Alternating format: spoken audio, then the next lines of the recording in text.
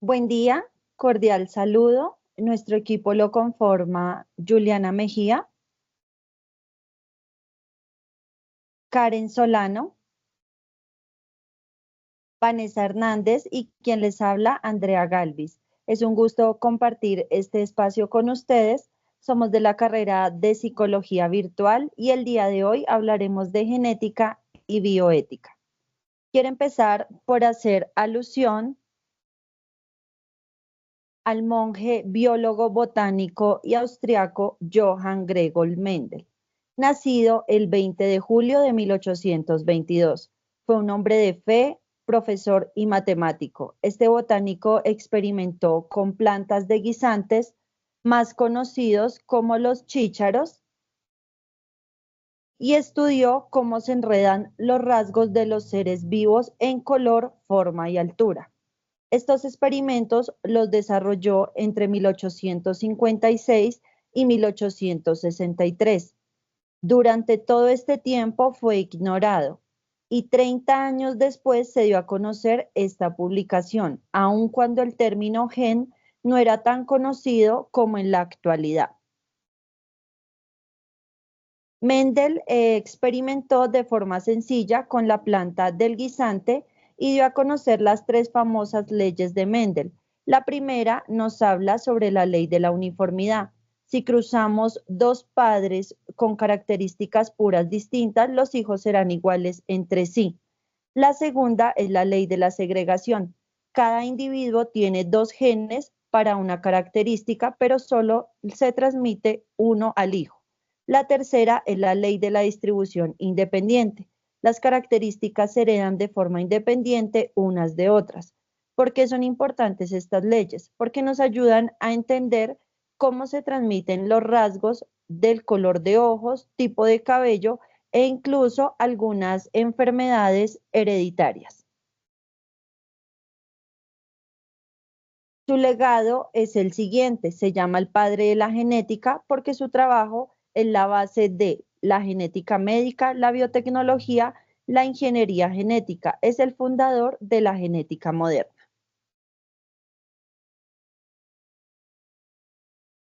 Para entender actualmente qué tiene que ver la bioética con la genética, podemos clasificar en tres importantes ítems: los derechos humanos, las nuevas tecnologías y la transparencia de los procedimientos. Dentro de los derechos humanos tenemos la dignidad para las personas, el respeto por la vida humana. En las nuevas tecnologías, el buen uso de estas permitirá realizar procesos avalados médicamente. Y en la transparencia de los procedimientos tenemos el buen acceso de la información y la igualdad de los derechos en los pacientes. Ejemplos de experimentos en genética son las pruebas genéticas prenatales, la edición genética en embriones humanos y el manejo de los bancos de ADN. Concluimos que la bioética se involucra con la genética porque orienta las decisiones sobre lo que éticamente está correcto en la biología y en la medicina.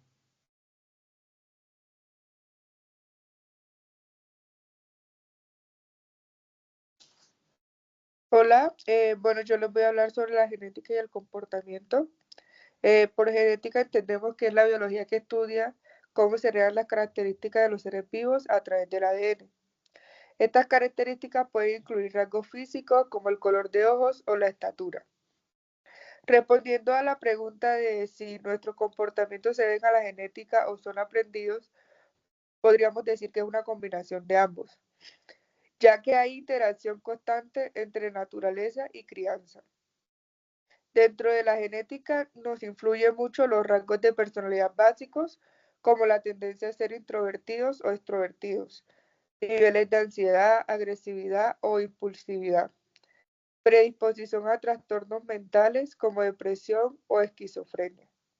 Lo que aprendemos normalmente son nuestros valores y costumbres, idiomas y habilidades específicas, comportamientos moldeados por la experiencia y el entorno familiar. Un ejemplo de esto sería que una persona puede tener una predisposición genética a la ansiedad, pero si crece en un ambiente seguro y recibe apoyo emocional, esa predisposición puede no desarrollarse en un trastorno. Al contrario, un entorno estresante puede potenciar esa vulnerabilidad. En resumen a esto, concluimos que la genética influye en nuestra base biológica y nuestras tendencias, pero el entorno y el aprendizaje juegan un papel clave en cómo nos comportamos.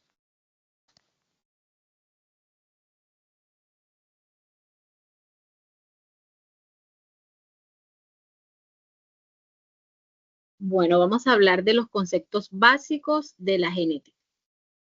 Como ya sabemos y nos han explicado, debemos recordar que la genética es la rama de la biología que estudia los caracteres hereditarios transmitidos entre generación. Dichos caracteres se encuentran contenidos en el ácido desoxirribonucleico, o mejor conocidos como ADN, en unidades denominadas genes, es decir, que un gen es un segmento de ADN que contiene información necesaria que permite a las células producir una proteína especial. El gen constituye la unidad física básica de la herencia y se transmite de los padres a su descendencia. Estos genes contienen la información necesaria para precisar sus rasgos. Los genes están dispuestos uno tras otros en los cromosomas. El conjunto de dichos genes conforman al genotipo. Los genotipos ya sabemos que no se pueden ver a simple vista, pero es el conjunto de genes que nos han heredado nuestros padres. Y el genotipo lleva a el fenotipo. El fenotipo son las características visibles que tenemos nosotros, como por ejemplo el color de cabello, el color de ojos, la estatura, etc. Como les decía anteriormente, los genes están dispuestos unos tras otros en los cromosomas. Aquí les voy a hablar un poquito de los cromosomas. Perdón. Bueno, los cromosomas se identificaron a finales del siglo XIX. Aquí también se estableció o se conoció la citogenética, que es una ciencia híbrida entre citología y genética. La citología también se conoce como biología celular, y esta lo que hace es estudiar la célula. Y la genética, bueno, ya sabemos de qué se encarga la genética, estudia la estructura de los procesos que se heredan en el ADN.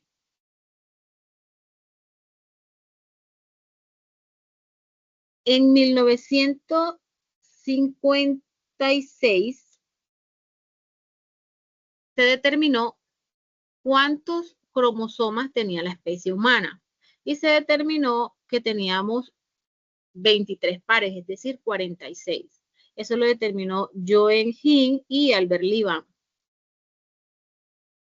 También para esa época se conoció la primera alteración cromosómica, que es la trisomía 21.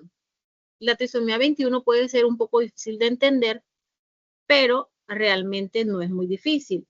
¿Qué sucede con esta trisomía? Bueno, sabemos que tenemos 46 cromosomas, es decir, 23 pares. Aquí hay un gráfico que nos explica un poco mejor, y es que aquí está, bueno, aquí comienza desde el 6, pero es desde el 1 al 23. Y en cada numerito tenemos dos cromosomas, uno de padre y uno de madre. Así va desde el 1 hasta el 23.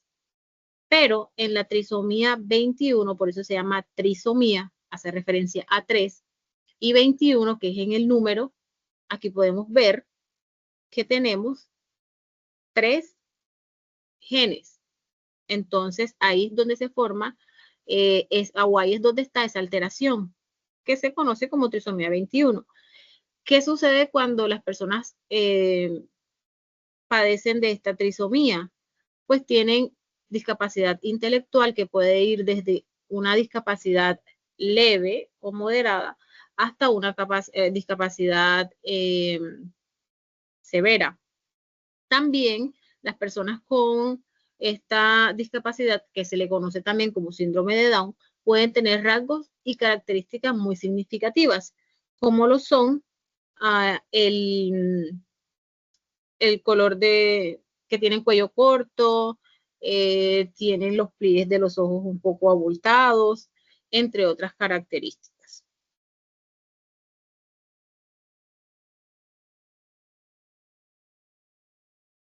Bueno, y aquí tenemos la epigenética. ¿Qué nos dice la epigenética? La epigenética nos habla,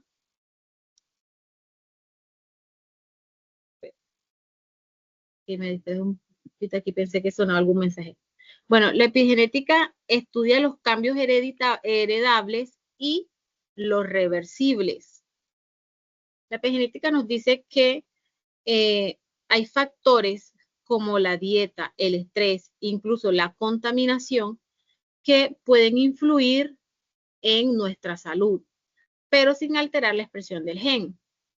Por ejemplo, la dieta y el estrés, como lo mencionaba, pueden hacer que las personas desarrollen enfermedades como cáncer, enfermedades cardio o cerebrovasculares y enfermedades del sistema nervioso. Pero la buena noticia de esto es que al ser reversible, si nosotros modificamos nuestros hábitos y nuestra alimentación, esas enfermedades pueden tener, en el mayor de los casos, pueden tener cura.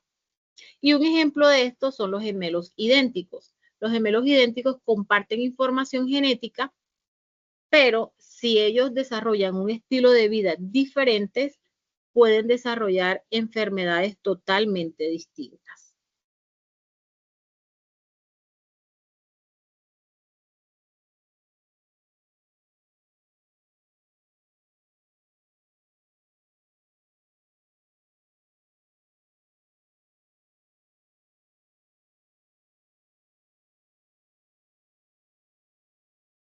Bueno, yo les voy a hablar un poco sobre la postura ética entre la bioética y la genética.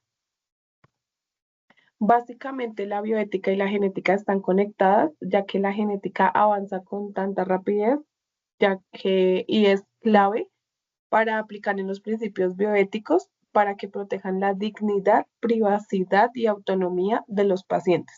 Estos principios normalmente incluyen un consentimiento informado, manejan full confidencialidad y pues la no discriminación.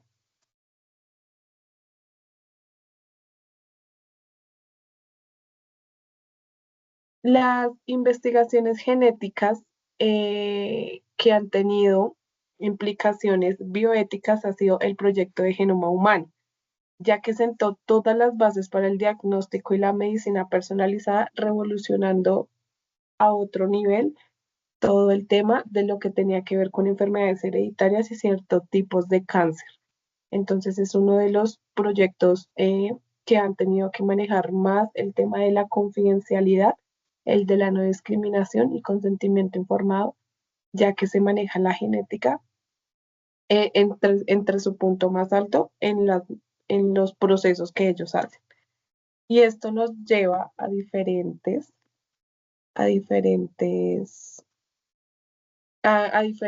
consecuencias y debates que se tienen actualmente. Como los riesgos y dilemas, es más que todo compartir la información genética con la familia, ya que puede causar conflictos o preocupaciones o hasta dilemas éticos, hasta del cómo decidir si contar algo que podría afectar directamente al paciente y se puede cruzar la delgada línea pues de la privacidad y de un consentimiento informado. Por eso tiene que manejarse, pues, digamos que con mucha cautela, porque son líneas muy delgadas que se cruzan. También está la confidencialidad versus el deber informar. Entonces, en este proceso existe un dilema ético entre mantener la privacidad genética de una persona y la obligación de advertir a sus familiares que están en riesgo de alguna enfermedad hereditaria, ya que en la genética vienen de diferentes partes de la familia sus enfermedades genéticas y se cruza la delgada línea entre poder divulgar esta información o no, ya que es información directamente del paciente actual.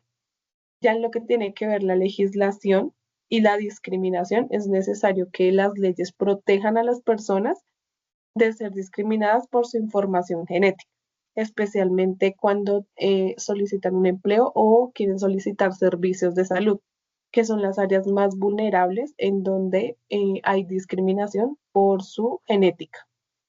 Ya la regulación y la educación es crear las normas firmes para poder educar a la población sobre la genética y evitar estos abusos y promover el uso responsable de esta información, ya que si las personas que están en este círculo tienen toda la información y están completamente educados sobre la ética que se debe llevar en los procesos genéticos, sabrán hasta qué punto se puede manejar la información con un paciente, con un familiar o con una persona implicada en todos los procesos que tengan que ver con el estudio genético de un paciente. Muchísimas gracias por su atención. Hasta luego.